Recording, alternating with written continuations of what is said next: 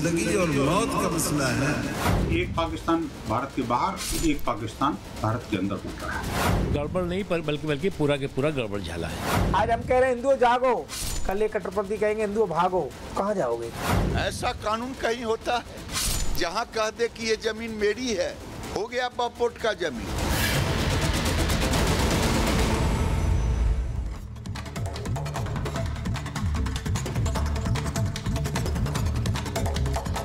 नमस्कार, आपके साथ मैं हूं सुजाता कुकरेती और आप देख रहे हैं अपना फेवरेट शो महाभारत। और महाभारत में आज क्या दिखाने वाली हूं? महाभारत में आज बात होगी जेल भरो वर्सेस जेल भरो की।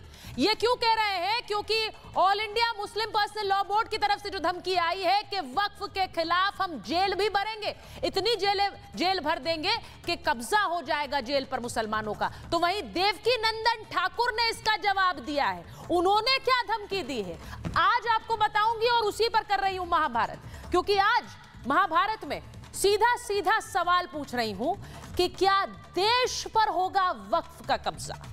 ये क्यों पूछ रही हूं? क्या यह मुमकिन है कि पूरे देश पर वक्फ का कब्जा हो जाए? यह धमकी है या हकीकत है? मशहूर कथावाचक देवकी नंदन ठाकुर का कहना है कि 10 से 12 साल और रुक जाइए, पूरे देश पर वक्फ का कब्जा हो जाएगा। उनका कहना है कि जिस तरह से बेधड़क बेरोक टोक जमीनों पर दावे हो रहे हैं, मंदिरों पर भी कब्जों से वक्फ हिचकिचा नहीं रहा है, पीछे नहीं हट रहा है। इनको रोकने के लिए एक ही समाधान है कि जितनी जमीन वक्फ के पास है उतनी ही हिंदुओं के सनातन बोर्ड के नाम भी कर देनी चाहिए। अब इस बयान ने एक नई बहस को जन्म दे दिया है, हड़कंप सा मचा दिया है कि जितनी जमीन वक्फ के पास है उतनी ही हिंदू सनातन बोर्ड के पास हो और उतनी जमीन हम लेकर रहेंगे। आज महाभारत इसी पर कर रही हूं क्योंकि वक्फ के कब्जे रुक नहीं रहे हैं। कर्नाटक में किसानों की 1200 एकड़ जमीन पर दावा कर दिया गया। अब किसान कह रहे हैं हम कहां जाएं, सरकार की भी मिली भगत है, हमारी जमीन वक्फ की कैसे हो गई।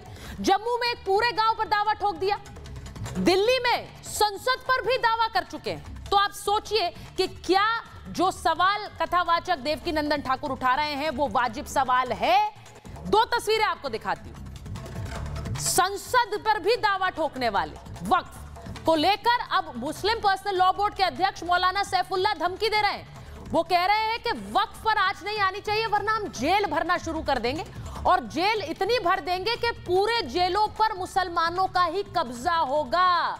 वहीं दूसरी तरफ वक्फ को लेकर एक सहमति बनाने के लिए एक जेपीसी बनी, जॉइंट पार्लियामेंट्री कमेटी बनी और उस जेपीसी में रोज विवाद की खबरें आ रही। आज विवाद क्या हो गया? आज भी वहां से बैठक से वॉकआउट हुआ है। ये जो तस्वीर आप देख रहे हैं ये बैठक से वॉकआउट करते हुए सांसद हैं। उसमें आम आदमी पार्टी के सांसद संजय सिंह हैं, असदुद्दीन ओवैसी हैं। अब दिल्ली सरकार का कहना है कि दिल्ली वक्फ बोर्ड की तरफ से जो रिपोर्ट सौंपी गई उस रिपोर्ट के अंदर दिल्ली सरकार का पक्ष नहीं लिया गया, इसीलिए ये रिपोर्ट नल एंड वॉइड है। तो अब आप सोच लीजिए कि आम आदमी पार्टी भी वक्फ का दिल्ली वक्फ बोर्ड की तरफ से जो रिपोर्ट दी गई उससे सहमत नहीं है। यानी सियासत भरपूर है वक्फ को लेकर। सियासी दल क्या वक्फ के समर्थन में खड़े हैं? आज महाभारत इस पर भी कर रही हूं क्योंकि बहुत सारे सवाल उठ रहे हैं। देवकी नंदन ठाकुर हमारे साथ आज लाइव जुड़ेंगे। हम उनसे ही पूछेंगे कि यह हड़कंप मचा देने वाला बयान उनका कहां से आया है। उनसे पूछेंगे कि क्या वाकई पूरे देश पर वक्फ का कब्जा हो सकता है। यह रिपोर्ट देखिए।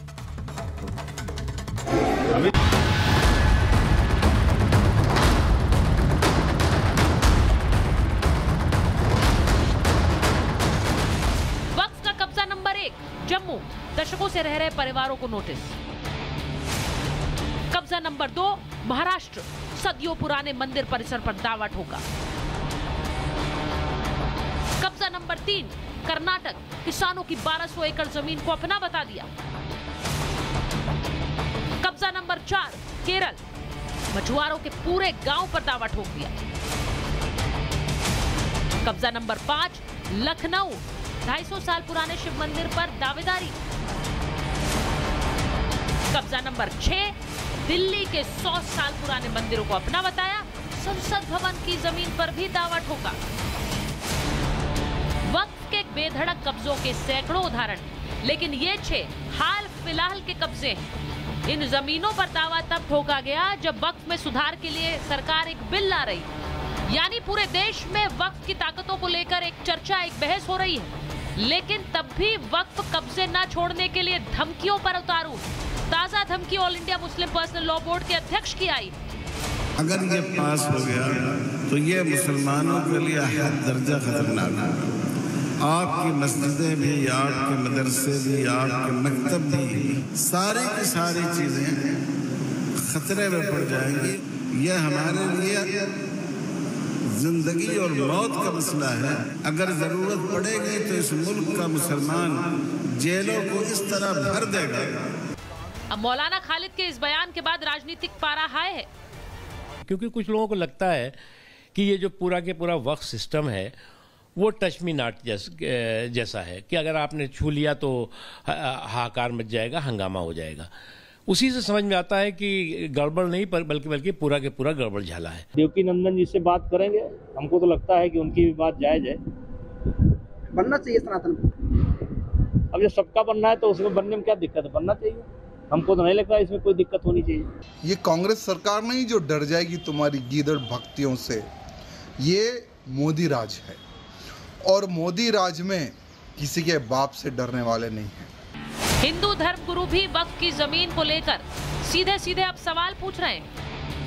वक्फ बोर्ड का नाम आते के साथ ही संपूर्ण भारत को अब जानकारी हो गई है कि वो एक ऐसा जिहादी बोर्ड है जो कि भारत की माँ भारती की संपत्तियों को अवैध रूप से कब्जाता है। यानी एक पाकिस्तान भारत के बाहर, एक पाकिस्तान भारत के अंदर बन रहा है। जब सनातन के लिए अलग से कोई बोर्ड नहीं और किसी के लिए अलग से बोर्ड नहीं, तो मुस्लिम समाज के लिए वक्फ बोर्ड क्यों? मैं तो मांग करता हूं भारत सरकार वक्फ बोर्ड को समाप्त कर दे। वक्फ में संशोधन को लेकर मौलाना खुलकर धमकी दे रहे हैं। दूसरी तरफ असदुद्दीन ओवैसी, बदरुद्दीन अजमल और अरशद मदनी जैसे मौलाना और नेता भी खुलकर समर्थन में आ गए। वक्फ को लेकर बनाई गई जेपीसी हल निकालने में लगी है, लेकिन आप ये दो तस्वीरें भी देखिए। जेपीसी मीटिंग में एक तरफ हाथापाई हो जाती है तो दूसरी तरफ नेता वॉकआउट कर जाते हैं। इन सब के बीच कथावाचक देवकी नंदन ठाकुर का एक ऐसा बयान आया जिसने हड़कंप मचा दिया। वो कह रहे हैं वक्फ की जितनी जमीन सनातन बोर्ड के पास भी होनी चाहिए। अगर वक्फ बोर्ड इस देश में रहेगा तो सनातन बोर्ड का निर्माण होगा। सनातन बोर्ड का निर्माण इस देश में सरकार को करना होगा। प्रत्येक राजनीतिक पार्टी को इसका जवाब देना होगा। अगर आप वक्फ बोर्ड का सपोर्ट करते हो तो आपको सनातन बोर्ड का सपोर्ट करना होगा। अब सवाल यह है कि क्या देवकी नंदन ठाकुर की मांग पर अमल हो सकता है? सवाल ये भी कि जेपीसी के जरिए वक्फ में सुधार को लेकर कोई हल हो पाएगा? और सवाल ये भी कि अब वक्फ को लेकर अगर मौलाना धमकी दे रहे हैं तो क्या सनातन की धमकी भी जायज है? Bureau report, Republic Bharat. मैं महाभारत में अपने मेहमानों के पास जाऊं उससे पहले आपको बता दूं कि कथावाचक देवकी नंदन ठाकुर जी हमारे साथ जुड़े हुए हैं। मैं उनके पास पहले जा रही हूं। देवकी नंदन जी, बहुत स्वागत आपका रिपब्लिक भारत पर। आपके एक बयान ने एक हड़कंप सा मचा दिया है। आपने कहा कि 10 से 12 साल और रुक जाइए, पूरे देश पर वक्फ का कब्जा होगा।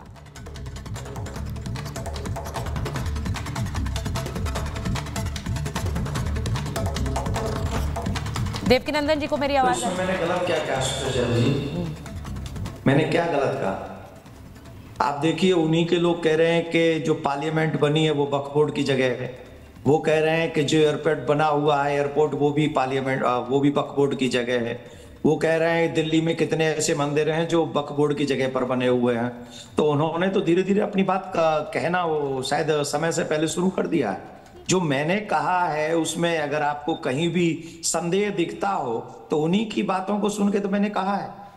मैं कह वही रहा हूं जो वो कह रहे, उनका सुन के मैंने बोला है कि एक दिन वही होगा कि वो कह देंगे पूरा भारत वक्फ बोर्ड का ही है, क्योंकि पूरे भारत में अकबर का और इन लोगों का, बेगम की, कोई इसी की पाल की, किसी का घोड़ा यहाँ होके निकला है, तो पूरा भारत वक्फ बोर्ड का ही है।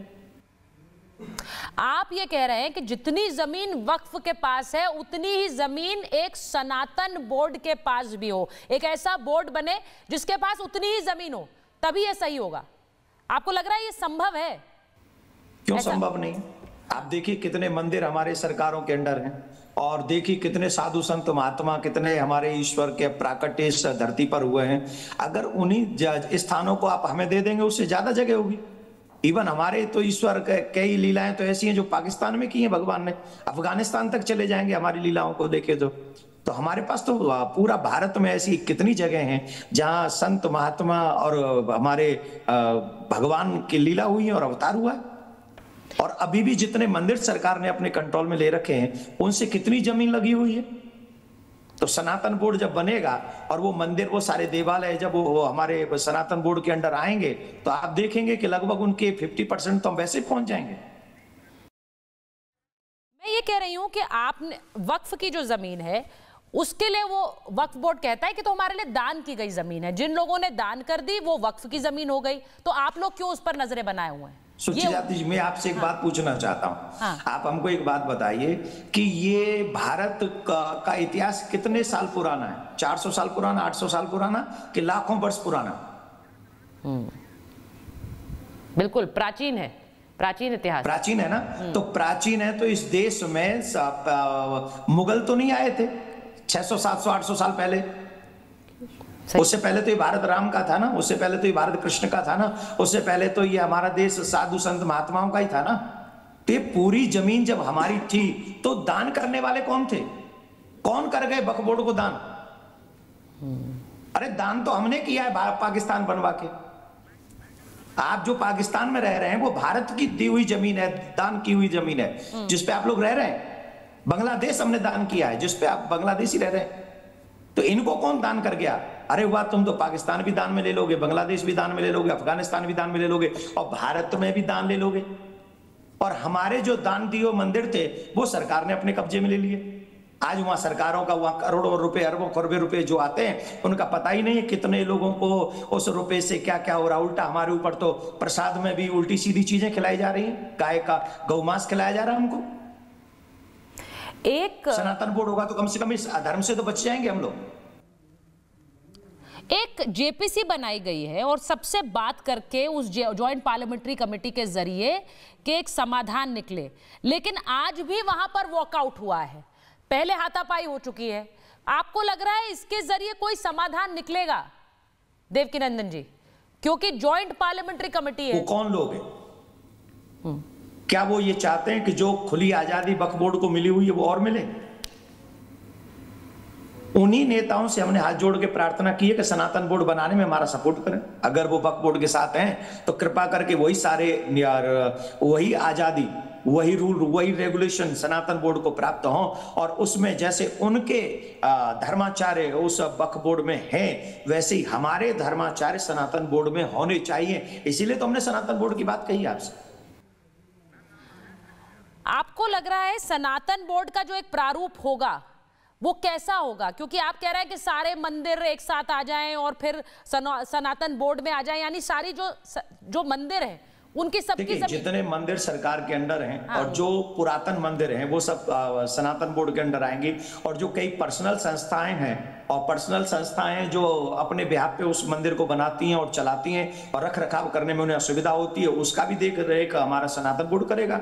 और उन्हीं मंदिरों के माध्यम से हाई फाई जो गुरुकुलम की परंपराएं वो चलाएंगे, अपना ज्ञान अपने बच्चों तक पहुंचाएंगे। उन्हीं मंदिरों से हम लोग व्यवस्था करेंगे कि वहाँ हॉस्पिटल की ऐसी व्यवस्था हो, जो बेचारे अपना इलाज भी ढंग से नहीं करा सकते उनका इलाज भी हो। और जो जरूरतमंद लोग हैं, कई ऐसे लोग हैं जो धन के अभाव में धर्म परिवर्तन कर लेते हैं, तो उनकी सेवा हम लोग उनके पास में जाएं, सनातन बोर्ड के माध्यम से जाएं, जिससे उन्हें बेबस होकर धर्म परिवर्तन न करना पड़े। बहुत सारी प्लानिंग हमारे दिमाग में है। सनातन बोर्ड बनेगा तो सनातन बोर्ड बनेगा तो सनातनी सुरक्षित होंगे, इसमें कोई संशय नहीं।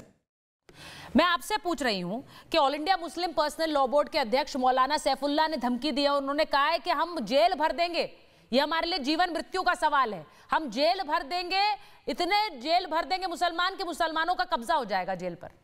जी हम धन्यवाद देंगे कि उन्होंने अपने धर्म को इतना सीरियस ले रखा है। और एक बात समझ लीजिए, अगर वक्फ बोर्ड रहेगा और सनातन बोर्ड नहीं रहेगा तो आप विश्वास कीजिए हम भी जेल भर देंगे। अच्छा, आप भी करेंगे? अच्छा, अगर हमारा साथ किसी ने नहीं दिया तो हम भी जेल भरेंगे। हम भी एक बहुत बड़ा आंदोलन करेंगे, पूरे देश में आंदोलन करेंगे। हमारी इच्छा यह है कि अगर वक्फ बोर्ड इस धरती पे भारत में है तो भारत में सनातन बोर्ड भी होना चाहिए। और जो पार्टियां हमारा समर्थन नहीं करेंगी उन पार्टियों को फिर सोचना चाहिए कि हम सनातनी धर्माचार्यों के साथ उनका कैसा व्यवहार है। हम तो आपके बच्चों को सुरक्षित करना चाहते हैं, हम तो हमारी बहन बेटियों के 36 टुकड़े नहीं होने देना चाहते हैं, हम तो हमारे मंदिरों को सुरक्षित रखना चाहते हैं कि वक्फ बोर्ड कल को आके उनको भी न कह दे कि ये भी हमारी जगह है। सनातन को बचाने के लिए कंपलसरी, और इसी के लिए 16 नवंबर को बहुत बड़ा धर्म संसद होने जा रहा है दिल्ली में। आपके चैनल के माध्यम से, प्रोग्राम के माध्यम से मैं निवेदन कर रहा हूं, जितने भी सनातनी और जितने भी हिंदू संगठन हैं, आप बढ़ चढ़कर संत धर्माचार्यों को आकर समर्थन दीजिए, जिसमें हम लोग ये लड़ाई लड़ सके और सनातन बोर्ड का निर्माण कर सके। वक्फ बोर्ड रहे हमें कोई फर्क नहीं पड़ता, हमें सनातन बोर्ड चाहिए एनी हाउ। मैं देवकीनंदन जी आपसे, आप जो बोल रहे हैं, मैं एक और आखिरी सवाल आपसे कर लेती हूं। आप जेल भरेंगे, वो भी जेल भरेंगे, तो फिर क्या परिस्थिति हो जाएगी इस देश में? जरा इसके बारे में सोचिए ना। वहां तो आप एक बात बताइए, हमारे धर्म की रक्षा करने की जिम्मेदारी हमारी नहीं है, पार्टियों की नहीं है, नेताओं की नहीं है, हमारे साथ कोई खड़ा नहीं होगा क्या? इस देश में हमें वोटिंग का राइट नहीं है? हम लोग वोट नहीं करते, हम इस देश में टैक्स नहीं भरते, हम इस देश के नागरिक नहीं है? अगर हम इस देश के नागरिक हैं तो इस देश के लोगों के नेता जो हैं उनका ये अधिकार है कि हम लोगों की सुरक्षा करें और हमारे धर्म की सुरक्षा करें, हमारी बहन बेटियों की सुरक्षा करें। उसी की तरफ कदम बढ़ा रहे हैं हम। और अगर जेल भरने से ही हमें सनातन बोर्ड मिलेगा तो हम जेल जाएंगे। ठीक, हम किसी को भगाने, डराने, मिटाने नहीं जाएंगे जेल। हम अपने आप को बचाने, अपने सनातन बोर्ड को बनाने और हम अपने लोग आने वाली जनरेशन को बचाने के लिए जेल जाएंगे। हमारे पूर्वज तो इस देश को आजाद करने के लिए फांसी के फंदे पे चढ़े हैं, अगर हमें जेल जाना पड़े तो क्या फर्क पड़ता है, हम जाएंगे। देवकीनंदन जी बहुत बहुत धन्यवाद रिपब्लिक भारत से बात करने के लिए, समय देने के लिए, लेकिन आपके बयानों ने हड़कंप जरूर मचा दिया है। अब देवकीनंदन ठाकुर कह रहे हैं कि वो जेल भरेंगे तो हम भी जेल भरेंगे। वो ये भी कह रहे हैं कि उतनी ही जमीन हमारे पास हो वरना पूरे देश पर वक्फ का कब्जा होगा। अब ये जो मौलाना सैफुल्ला है जो कह रहे हैं कि इतने जेल भर देंगे कि जेल में मुसलमानों का कब्जा हो जाएगा। हमारे साथ बीजेपी की प्रवक्ता शाजिया इल्मी जी जुड़ रही हैं, आचार्य विक्रमादित्य स्टूडियो में हमारे साथ हैं, डॉक्टर अजीज खान समाजवादी पार्टी के प्रवक्ता हैं, दानिश कुरैशी साहब हमारे साथ MIM के प्रवक्ता हैं और कांग्रेस के नेता वरुण पुरोहित जी। मैं शाजिया जी पहले आपके पास आ रही हूँ, आपने एक सीधा सवाल आपने सुना। अब ये बयान जो है ये हड़कंप मचा रहे हैं। यहाँ देवकीनंदन ठाकुर ने कह दिया वो जेल भरेंगे तो हम भी जेल भरेंगे, तो ये स्थिति तो बड़ी एक तरह से डरावनी सी हो जाएगी, क्योंकि वक्फ के दावे और कब्जे रुक नहीं रहे हैं। और ऐसा लग रहा है JPC से जो खबरें आ रही है रोज रोज, कभी वॉकआउट, कभी लड़ाई, कि वहां पर भी कोई समाधान नहीं बनने वाला है। क्या होगा? सुचरिता जी, आपके साथ मैं पूरी तरह से सहमत हूँ, इत्तेफाक रखती हूँ। ये जो स्थिति है ये वाकई में भयावह है, प्रतीत हो रही है मुझे। और मैंने दोनों तरफ से इंतहा पसंदी बात सुनी है। अतिवादी जो बात होती है, महिष्ठावादी, यानी कि पूरी मैक्सिमलिस्ट पोजीशन दोनों तरफ ले रहे हैं। तो ये है एक तरह से तनातनी का माहौल, और मुझे लगता है ये हमारे देश के लिए अच्छा नहीं है। जो हमारे देश के लिए अच्छा नहीं है वो ना हमारे हिंदू भाइयों के लिए अच्छा है, ना हमारे मुसलमान भाइयों के लिए अच्छा है।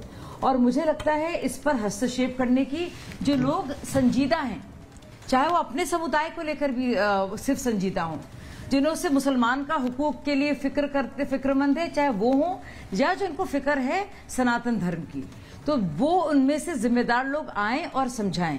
एक तरफ से अगर आप देखेंगे, हर एक मजहब को अपनी तरफ से काम करने का, अपने रिलीजन को बढ़ाने का, व्यापक करने का पूरा अधिकार है।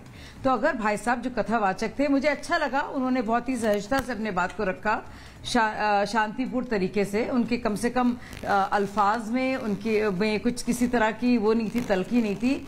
लेकिन जो स्थिति हो रही कि हम जेल भरेंगे, तुम जेल भरोगे, ये सब लोग जो संविधान की बात करते हैं कैसे कह सकते हैं? सालों साल हिंदू मुस्लिम साथ जिए हैं। और मुझे पता है क्या तकलीफ है, मैं दोनों की तरफ नहीं हूँ। मैं ना तो जो लोग कहते हैं कि भाई मुसलमानों के हुकूक छीने जाएंगे, हमारी जमीन छीने जाएंगी, ना मैं उनकी तरफ हूँ, ना मैं ये जो भाई साहब कह रहे थे क्या हो रहा है हिंदुओं के साथ और हमारे मंदिर। आप यकीन नहीं करेंगी, मेरे खुद के जाती ख्यालात बिल्कुल अलग है, क्योंकि मैं सच में सोचती हूँ कि जो वक्फ बोर्ड है ये मुसलमानों के खिलाफ काम करता आ रहा है। हमारे देश का मुसलमान इतना गरीब, इतना परेशान हाल नहीं होता। अगर आप देखें राजेंद्र सच्चर को भी भूल जाइए, आप आज के मौजूदा हाल भी देखिएगा कि बावजूद इसके अगर आप देखते हैं बेनिफिशरीज तो लोएस्ट 10% देश के लोग हैं, सबसे निचले हिस्से में ज्यादातर आप मुसलमान को पाएंगी। तो इसमें किसकी गलती है सुचरिता जी? ये बार-बार तो कहा ये जो जाता है वक्फ बोर्ड वाले जो लड़ रहे हैं, अभी बहुत आवाज उठा रहे हैं सुबह शाम, नहीं सुनिए, बहुत जरूरी बात मैं कह रही हूँ, मुझे प्लीज सुनिए आप, जो लगातार सुबह शाम मुसलमानों की फिक्र करते हैं।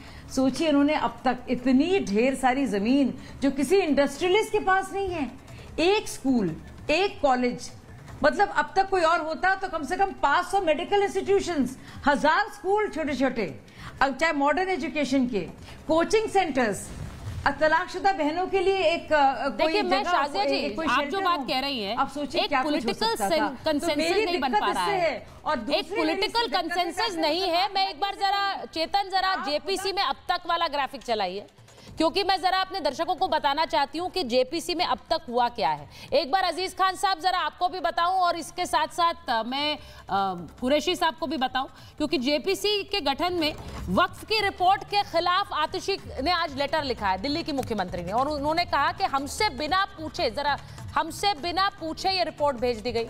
वहीं हेमंत सोरेन वक्फ संशोधन का समर्थन नहीं करेंगे, ये कदम संविधान और देश के खिलाफ है। ये बयान भी आया all India Muslim personal law board का हेमंत सोरेन से मुलाकात करने के बाद। वहीं आप जानते हैं कि जेपीसी में कल्याण बनर्जी की किस तरह से तीखी बहस हुई थी, यानी ममता बनर्जी और टीएमसी भी वक्फ संशोधन बिल के समर्थन में नहीं है। तो इसका मतलब क्या है? अजीज खान साहब, देवकीनंदन जी कह रहे थे दल, राजनीतिक दल साफ करें वो किसके साथ है। हम लोग भी अब एक सनातन बोर्ड चाहते हैं, और हम चाहते हैं जितनी जमीन इनके पास है उतनी हमारे पास भी हो। आप साथ हैं उनके? देखिए सुचरिता जी, अभी नहीं, मेरी बात सुनिए आप। देखिए बात वक्फ बोर्ड की चल रही है, और देवकीनंदन ठाकुर जी ने कहा कि सनातन बोर्ड बनना चाहिए, तो बनना चाहिए, इसमें क्या बुरा है? बिल्कुल हम लोग साथ में, और बीजेपी से पूछिए साथ में है कि नहीं है। केंद्र में इनकी सरकार है और उत्तर प्रदेश और बाकी कई स्टेट में इनकी सरकार है, ये साथ में है। दूसरा एक और उपाय हो सकता है कि वक्फ को भंग कर दीजिए, तो वो भी नहीं मांगेंगे सनातन बोर्ड। एक ये भी समाधान हो सकता है कि वक्फ को भंग कर दो। अरे स्पष्ट करने दीजिए। नहीं, वो ये भी समाधान है, ये वाला भी आप ऑल्टरनेटिव चूज कर सकते हैं। देखिए समाजवादी, नहीं मेरी बात सुने आप।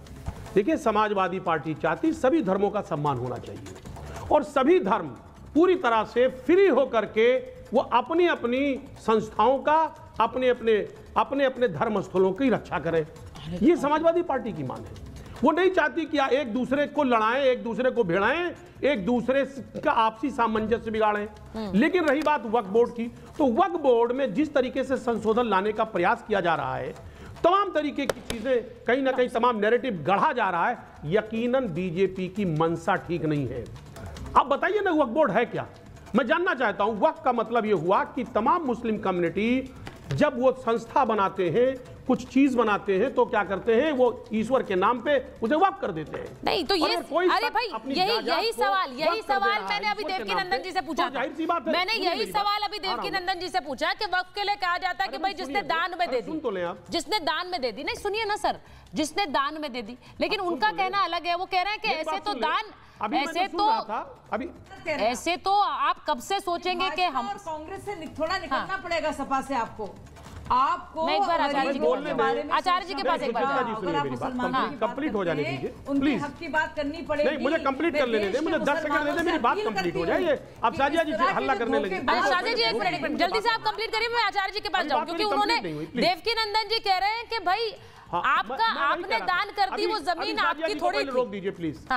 देखिए समस्या कहाँ उत्पन्न नहीं हो, समझना चाहिए। इस देश के अंदर वक्फ बोर्ड की जमीन को उनके बोर्ड के पास अधीन कर दिया गया, एनोनिमस पावर्स दे दी गई, एनोनिमस पावर्स दे दी गई इतनी कि वो जो मर्जी जिसकी जमीन को अपना बनाना चाहे बना सकते हैं, जिस प्रकार की एक डिस्क्रिशनरी पावर उनको दे दी गई बोर्ड बनाकर। लेकिन मुझे बताइए 1955 के अंदर मंदिर टेम्पल एंडोमेंट एक्ट जो आया, उसके अंदर हमारे जो मंदिरों की लैंड थी वो भी सरकार ले गई, वो भी सरकार ले गई। वास्तविक तौर पे समझे, आज जो देवकीनंदन जी ने बोला है उसका अर्थ समझे कि जो हमारी जमीनें जो थी, जो हमारे मंदिरों की जमीन थी, उसके ऊपर गवर्नमेंट ने अपना एक्वाजिशन डाल दिया और 1955 के अंदर उन सारी जमीनों की, उनकी सारी आमदनी को सरकार अपनी तरफ ले जाती है। आंध्रा के अंदर, साउथ के अंदर जो बड़े बड़े मंदिर हैं, उनके अंदर से आप समझे कि लाखों करोड़ का फंड जो है वो सरकारें अपनी डेवलपमेंट के लिए लगा रही हैं। वो पूरे एक एक मंदिर के अंदर जो पैसा आ रहा है, जमीनें आ रही हैं, जो भी तथाकथित तौर पे मंदिर की प्रॉपर्टीज है, उसके ऊपर सरकार का कब्जा है। वक्फ बोर्ड के अंदर क्यों नहीं है इस प्रकार का कब्जा? आज माने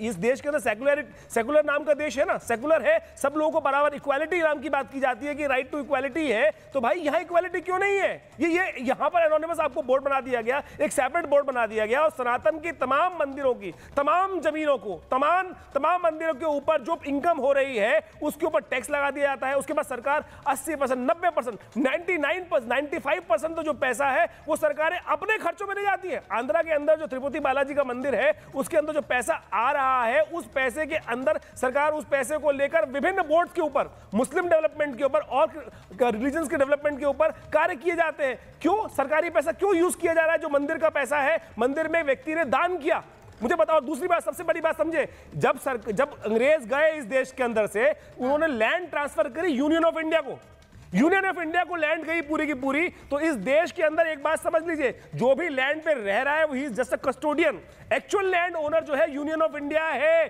तो ये जो खेल खेल रहे हैं कि एक बार वक्त कर दिया, उसके बाद सरकार वो जमीन किसी और की हो गई, इस देश के अंदर, भारत के अंदर, भारत सरकार एक चीज भी समझनी पड़ेगी, उसमें एक चीज और समझनी पड़ेगी। अजीज खान साहब, मैं आ रही हूं आपके पास, एक चीज आप अपना 10 सेकंड आप कंप्लीट कर लीजिए, पहले आप कंप्लीट कर लीजिए, फिर मैं वरुण जी के बाद मैं कुरैशी साहब के पास जाऊंगी, दानिश साहब के पास। भाई क्या कंप्लीट करें? अब हम बात कर रहे थे, आपने बात करने नहीं दिया, पहले आचार्य जी को रोकिए तब मेरी बात कंप्लीट होगी।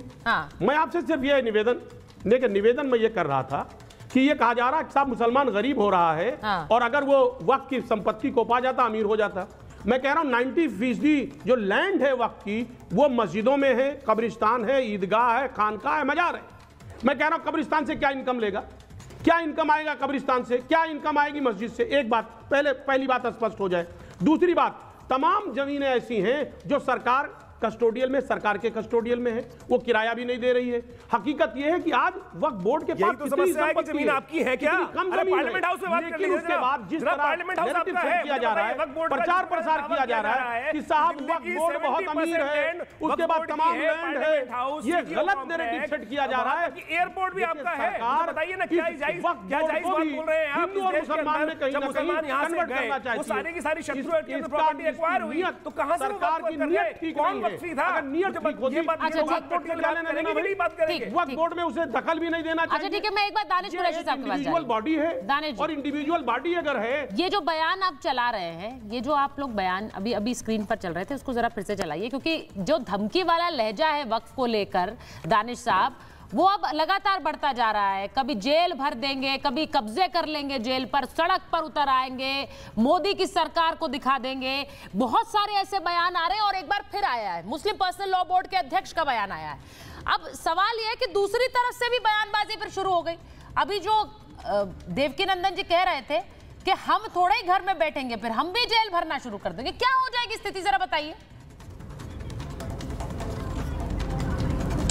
देखिए, सबसे पहले तो दो बातें आप समझ लीजिए कि सैफुल्लाह साहब ने जो कुछ भी कहा है वो बिल्कुल संवैधानिक स्वर में कहा है, संवैधानिक स्तर पे कहा है। किसी ने कुछ भी बोला है वो उनका लुकआउट है, हमारा लुकआउट नहीं है। रह गई बात कि ये जो भारतीय जनता पार्टी, देवकीनंदन ठाकुर या और जो भी जो धर्म गुरु हैं शायद, उनको आगे करके सुनिए उनको आगे करके अगर मुसलमानों को डराने की कोशिश कर रही है, तो मुझे लगता है कि देखिए दो अलग अलग चीजें हैं। एक हमारा जो मामला है वक्फ बोर्ड का और सरकार का, डरा कौन रहा है? इसमें कहीं से कहीं तक दूर, सुनिए, देखिए इंटरप्ट मत करिए, ऐसे इंटरप्ट कंप्लीट करिए, सुचारिता ऐसे काम नहीं, ऐसे नहीं चलेगा।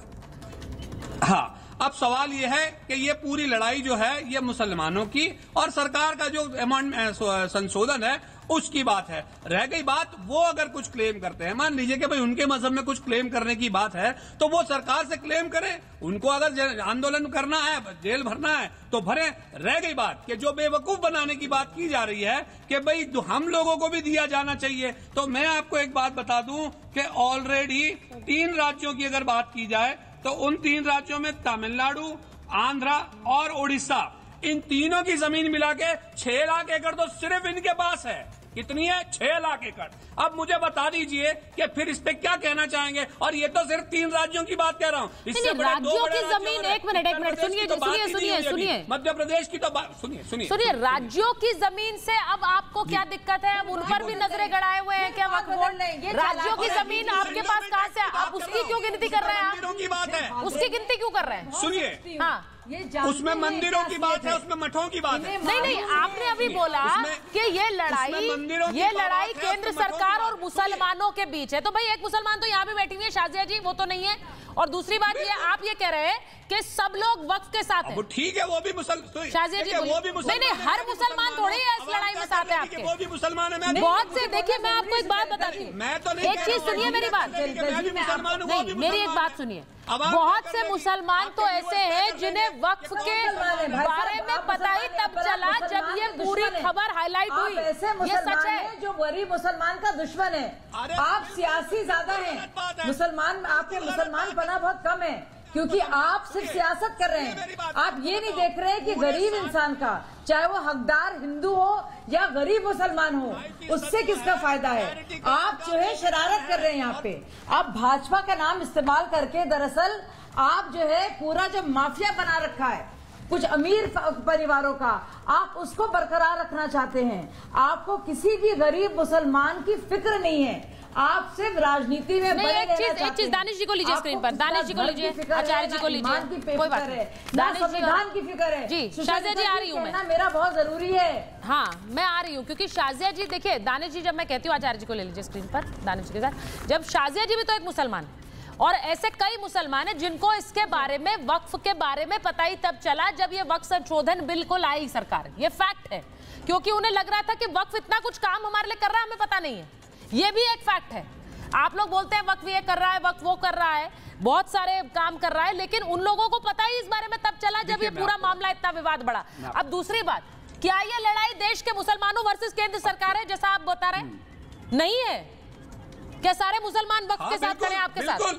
बिल्कुल। मोदी सरकार से हमारा सामान्य हिंदू से तो कोई लेना देना ही नहीं है ना। सुनिए, सामान्य हिंदुओं से, विचारों से हमारा कोई लेना देना ही नहीं है। नहीं, ये तो सामान्य हिंदू, सामान्य हिंदू से क्रिश्चियन, सामान्य भारतीय से लेना देना है, सामान्य भारतीय से लेना देना है। आचार्य जी को इसलिए है क्योंकि आप लोग, क्योंकि वक्फ जमीनों पर कब्जा कर रहा है। हिंदू वर्सेस मुसलमान क्रिएट नहीं, सुनिए ना, नहीं, क्योंकि आप आम लोगों की जमीन पर वक्फ, आम लोगों की जमीन हड़पता है तो लेना देना हुआ ना सर। अगर वो जो 1200 एकड़ कर्नाटक में जमीन जिस पर दावा ठोक दिया, किसान प्लेकार्ड लेकर सड़कों पर आ गए, वो कह रहे सरकार की भी मिली भगत है, हमारी जमीन वक्फ की कैसे हो गई? कैसे हो गई भाई? तो क्या आम भारतीय से लेना देना नहीं है? जाके चैलेंज करिए ना कोर्ट में। आप जा कर सकते हैं क्या? वो भी तो एक प्रावधान नहीं है, कर सकते हैं क्या कोर्ट में? आपके वक्फ के न्यायालय में जाना पड़ेगा। क्यों प्रावधान नहीं है? अरे एक बात सुनिए, यही सब तो बदलाव करने हैं। लोकतांत्रिक तरीके से, सुनिए, लोकतांत्रिक तरीके से तमाम चीजें जायज हैं। लोकतंत्र की मर्यादा में रह के आप तमाम काम कर सकते हैं, चाहे उसके पक्ष में हो चाहे विपक्ष में हो। हर आदमी का अधिकार है भाई, कौन रोकने जा रहा है? मैं वरुण जी को लेकर आई एक बार, वरुण जी को लीजिए, आचार्य जी को रखिए जरा। वरुण जी देखिए, कांग्रेस पार्टी के ऊपर बहुत सारे इल्जाम लगते हैं। अभी कर्नाटक में जो 1200 एकड़ की जमीन किसानों की, वक्फ ने अपना दावा ठोक दिया, किसान सड़कों पर है, तस्वीरें जरा देख लीजिए, और वो कह रहे हैं हमारी जमीन वक्फ की कैसे हो गई? वो किसान कह रहे हैं इसमें सरकार की भी मिली भगत है। अगर सरकार ये होने दे रही है, हमारी जमीन क्यों वक्फ पे?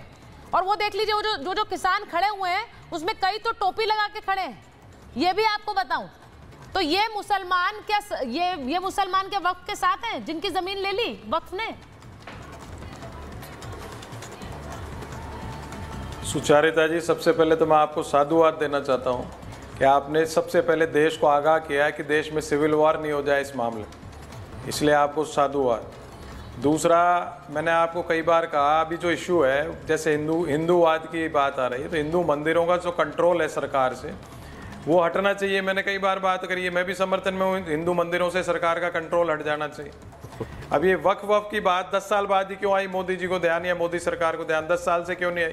तो ये इसलिए आई है कि चुनाव में अभी 4 जून को जब ये परास्त हो गए, 240 सीटों पर रह गए, तो एक हिंदूवाद की नई क्रिएशन करना चाह रहे हैं ये भाजपा और इनके अनुवांशिक संगठन, कि एक हिंदू मुस्लिम पूरे देश में कर दिया जाए, तो चुनावों में उसका असर हो और जिससे इनकी बरकरार सरकारें बरकरार हो। पूंजीवाद का बीज तो आपने बोया कांग्रेस, पुरोहित जी बीज तो आपने बोला। कल आप मुझे बताइए, क्या आप बताइए, आपके समय में एयरपोर्ट बना, सब कुछ बना, मुझे बताइए क्या एयरपोर्ट की जमीन वक्फ बोर्ड की हो सकती है? आप आचार्य शब्द का उपयोग करते हो, मैनर्स तो है नहीं, मैनर्स तो है नहीं। अरे आप आपने उस लैंड को ट्रांसफर करवाया, मैनर्स है नहीं, आप में जाने से पहले आपसे डिस्कशन करने के लिए नहीं बैठा हूं, प्रॉपर्टीज को वक्फ बोर्ड पर ट्रांसफर करने के लिए बैठा हूं। बताइए। अच्छा आचार्य जी, आपको उन्हें पहले पावर्स दे गए, अपना बयान कल आप आपके घर को अगर वक्फ बोर्ड कहते हैं कि हमारा घर है, तो आप क्या करेंगे? आज अरुण जी बोलिए। पहले मुझे ये बताइए, कर्नाटक सरकार पर जो लोग किसान कह रहे हैं ऐसे डिबेट करता नहीं कि मिली भगत है, उनको क्या कहेंगे ये बता दीजिए, जो किसान सड़कों पर आए।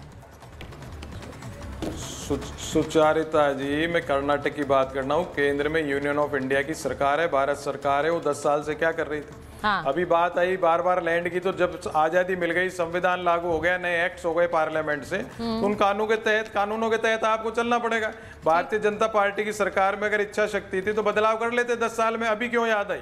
दूसरी बात, जब अगर आप पुराने कागजों की बात करोगे, मैं तो खुद कह रहा हूँ, सन 47 में जिसके पास जमीनें रही हैं, जिसके पास रिकॉर्ड है, उसको लौटा दीजिए। हम तो खुद कह रहे हैं हमारी जागीरदारी की जमीन वापस लौटा दो, हम कब मना कर रहे हैं? हम तो राजी हैं उस बात से। क्यों नहीं मोदी सरकार करती है? मंदिरों की जमीन मंदिरों को दे दे, सरकारी कंट्रोल हटा दे, जो सन 47 में जो जागीरदार लिस्ट थी, जागीरदारों की जागीर उनको लौटा दे, झगड़ा ही खत्म हो जाएगा।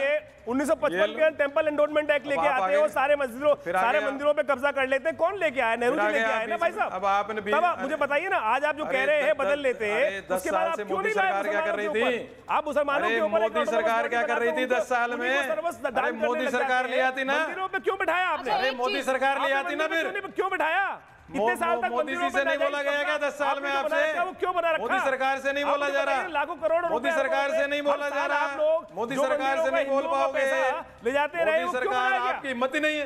क्या अरे आपकी हिम्मत ही नहीं है, आपके टाइम में तो हिम्मत ही नहीं मोदी सरकार से प्रश्न पूछने की। बोलो 10 साल से क्यों नहीं लाए मोदी सरकार? अब मैं लाए मोदी सरकार, नहीं मोदी सरकार। मैं एक बार शाजिया जी से एक सवाल पूछूंगी, और शाजिया जी दैट इज वेरी इंपॉर्टेंट। अभी अजीज खान साहब ने बोला सनातन बोर्ड बना लीजिए, हमने कहा मना किया है। क्या सरकार सनातन बोर्ड को हामी दे पाएगी? ये इतना आसान नहीं होगा कि एक सनातन बोर्ड बन जाए जहां सारे मंदिरों का जो एक तरह से एडमिनिस्ट्रेशन है वो एक बोर्ड के पास रहे।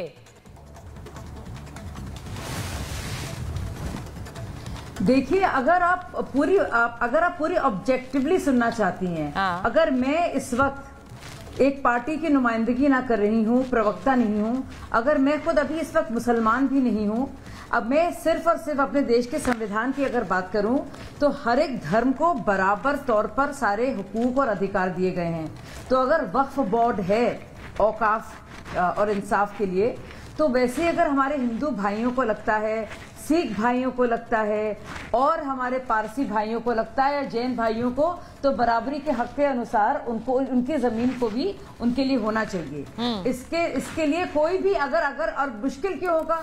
अगर ये भारतीय जनता पार्टी लाए, कोई प्राइवेट मेंबर ले आए, कांग्रेस ले आए, मैं चुनौती देती हूँ उनको, ले आए, कोई नहीं अपोज करेगा इसको, और जो अपोज करेगा उसकी भी असलियत सामने आ जाएगी। नहीं, आज देखिए मैंने देवकीनंदन जी से जब बात की तो उन्होंने यही कहा कि दल बताए कौन हमारे साथ खड़ा है।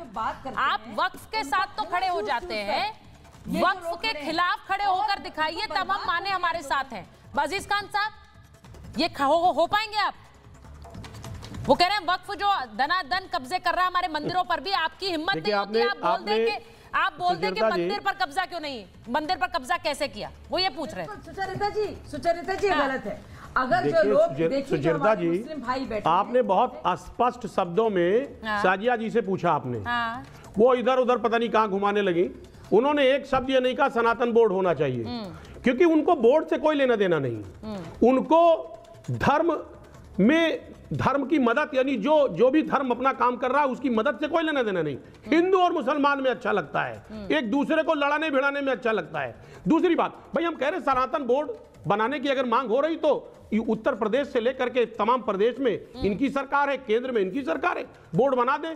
लेकिन वक्फ बोर्ड को डिस्टर्ब क्यों कर रहे हैं? वक्फ बोर्ड से भी इनका कोई लेना देना नहीं है। वक्फ के खिलाफ स्टैंड क्यों नहीं लेते? उसको सुनिए ना मेरी बात, वक्फ के खिलाफ स्टैंड लीजिए, ये कह रहे हैं देवकीनंदन। सुनिए ना, उनका ये कहना स्टैंड नहीं लेंगे तो हम मानेंगे हमारे खिलाफ है। भाई ये तरीका आपका डिबेट का रहा नहीं। नहीं सर मुझे माफ कीजिएगा, मेरे पास समय नहीं है बिल्कुल भी, मुझे वाइंड अप करना पड़ेगा, मेरे पास समय नहीं है। लेकिन ये जरूर है कि एक राजनीतिक स्टैंड लेने की जरूरत है जिससे मंशाएं साफ रहें, सिर्फ दिखावटी ना।